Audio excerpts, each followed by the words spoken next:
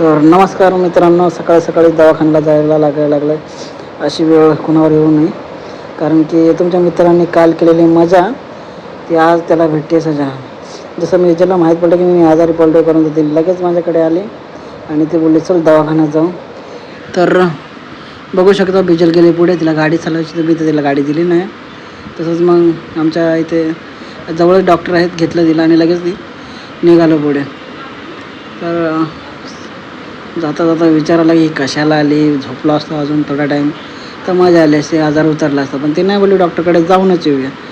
तर डॉक्टरकडे आता आम्ही जात आहे, पोचेल. हे आमच्या इथला असा व्ह्यू आहे, इथं रिक्षा स्टँड आहे. आजी काकी काकी भाऊजी साईड हट जाऊ थोडा, भाऊजीला काय ऐकू येत नाही तर आपणच साईड घेऊन पुढे निघालेलो आहे.